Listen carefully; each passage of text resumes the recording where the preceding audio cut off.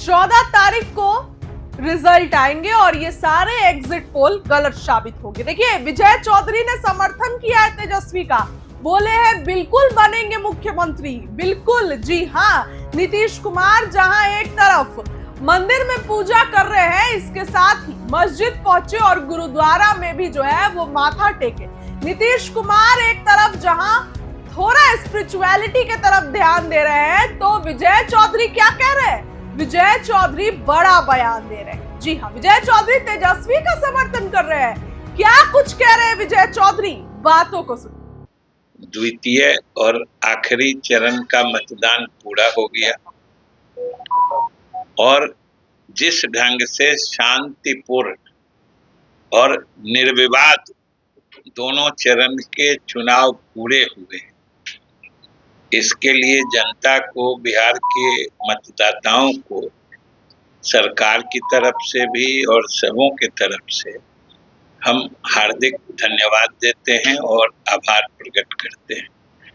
इसी परिप्रेक्ष्य में आज मुख्यमंत्री जी ने जाके ईश्वर के प्रति भी आभार प्रकट किया है।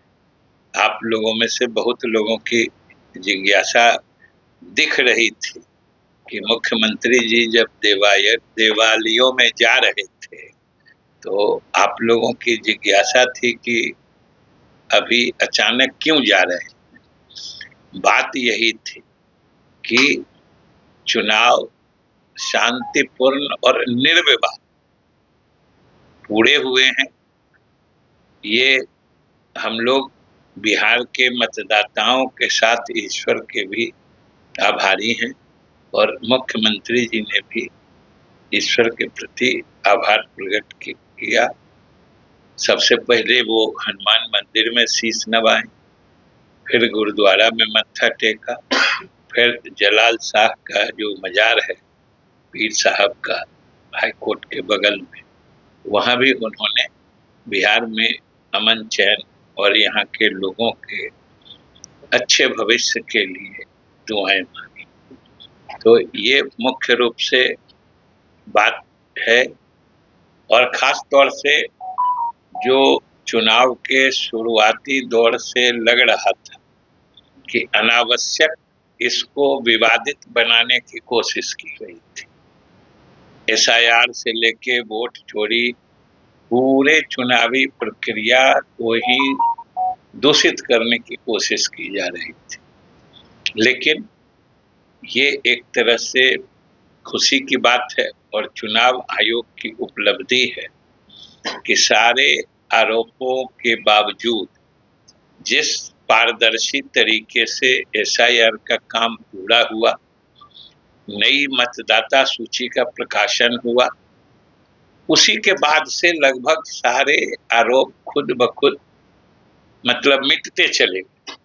क्योंकि चुनाव आयोग ने नए मतदाता सूची के प्रकाशन के बाद लगातार इस बात को पब्लिक के नॉलेज में डालते रहा कि भाई किन्हीं को अगर कोई शिकायत है, कोई वाजिब मतदाता का नाम अगर छूटा है तो वो बता दीजिए, किसी का गलत है तो वो बता दीजिए। और उस संबंध में जो भी आपत्तियां आई उनका भी पारदर्शी तरीके से निराकरण हुआ और जो नई मतदाता सूची का प्रकाशन हुआ उसी पर दोनों चरणों का मतदान हुआ।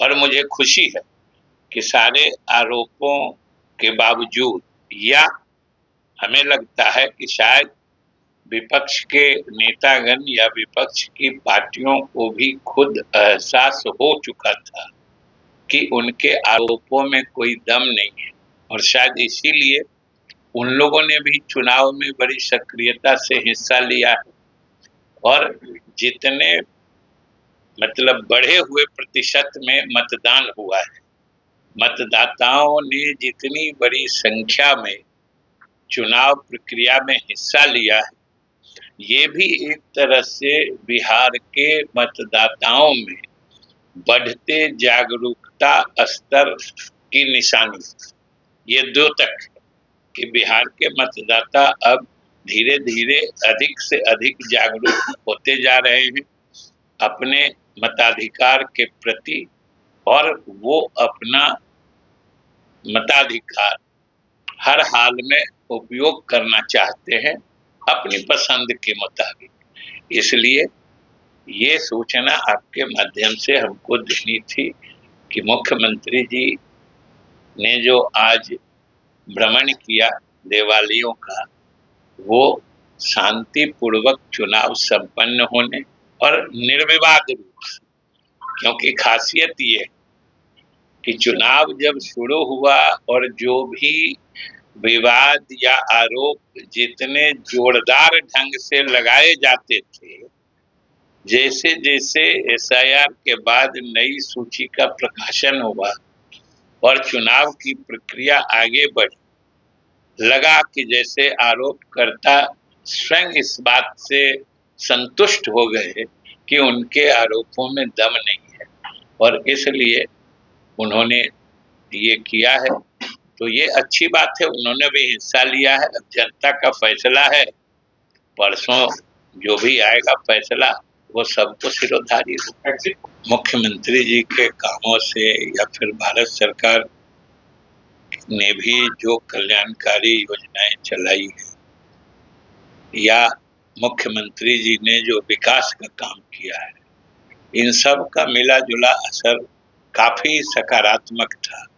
मैं खुद भी चुनाव में एक उम्मीदवार था, इसीलिए मुझे व्यक्तिगत रूप से भी इस चीज का अनुभव है कि कहीं से भी कोई बात शिकायत सरकार के विरुद्ध नहीं थी। ये बहुत बड़ी बात है कि 20 साल तक लगातार शासन में रहने के बाद कहीं से कोई विरोध या कोई नकारात्मक बात एक स्वर नहीं सुनाई दी। ये अपने आप में बड़ी उपलब्धि। लेकिन तेजस्वी यादव कह रहे हैं कि 18 नवंबर को वो शपथ करने जा रहे हैं और एग्जिट पोल में जो दिखाया जा रहा है वो अधिकारियों पर मनोवैज्ञानिक दबाव बनाने के लिए किया जा रहा है काउंटिंग के दिन। मनोवैज्ञानिक दबाव बना के इसमें क्या करेंगे? अब तो सारा चीज मैकेनाइज्ड है। अब कोई गिनती भी नहीं होती है बैलेट पेपर की जो 2 बैलेट इधर से उधर करेगा। अब तो ईवीएम का एक बटन दबेगा और सारे लोगों को कितना मत मिला है वो सामने आ जाता है। इसलिए ये सब उसी किस्म का आरोप है जो वोट चोरी और एसआईआर पर। फ्लैग मार्च से डराने की कोशिश हो रही है। फ्लैग मार्च जो शहर में हो रहा है उससे डराने दहशत पैदा। किसको, किसे दहशत हो रही है? हमारे लोगों को, जनता को। नहीं, जनता फ्लैग मार्च, पुलिस अगर शांति के लिए शांति स्थापित रहे मतगणना में या उसके बाद शांति रहे, तो इससे डर किसको लगता है? उन्हीं को नहीं लगेगा जो अशांति फैलाने के फिराक में हो। सर उन्होंने ये भी कहा है महिला और युवाओं ने बढ़ चढ़कर मतदाता का प्रयोग अपना जो है मत का प्रयोग क्या कहने किया है और उनके करने के बाद है ना, आप ही लोग ने एग्जिट पोल किया, हम लोग थोड़े किए। लेकिन अभी एग्जिट पोल है, असली नतीजे परसों आएंगे। तब तक उन्होंने कहा कि काउंटिंग में अगर गड़बड़ी की इस बार तो जनता मुंहतोड़ जवाब देगी, तैयार है जनता पूरी तरीके से। और काउंटिंग में गड़बड़ी नहीं होगी इस बात से भी वो संतुष्ट होंगे। सर एक सवाल है कि इस बार जो एग्जिट पोल आ रहा है उसमें जेडीयू को बड़ी पार्टी के तौर पे उभरता दिखाया जा रहा है। आपका अंदाजा क्या है कि जेडीयू बड़ी पार्टी सबसे बड़ी पार्टी? नहीं, देखिए जेडीयू तो पहले भी ज्यादा सीट पे रहती थी। अब चुनाव नतीजे आ जाएंगे, जनता ने जो फैसला किया है सबको स्वीकार होता है। हम लोग जब सबसे बड़ी पार्टी होते थे तब भी हमने मैंडेट स्वीकारा था, जब हम तीसरे नंबर की पार्टी हो गई तब भी हमने मैंडेट स्वीकारा। ये तो जनता का फैसला है और चुनाव निष्पक्ष हुए हैं, पारदर्शी तरीके से हुए हैं, तो जो भी नतीजे आए सभी पार्टियों को उसको बड़े सहजता से स्वीकार करें। मुख्यमंत्री नीतीश कुमार भी बल्ले बल्ले। अभी तक कोई दूसरा, आप ही लोग क्यों सवाल इतना चलाते हैं, सो हमको नहीं समझ में आता। हमको लगता है किसी को नहीं, मीडिया को डाउट हो रहा है। बाकी सभी पार्टियां, सभी नेता बोल रहे हैं और हमको तो लगता है कि आप लोग में कहीं किसी एजेंडा के तहत इस बात को नहीं चलाया जा रहा है।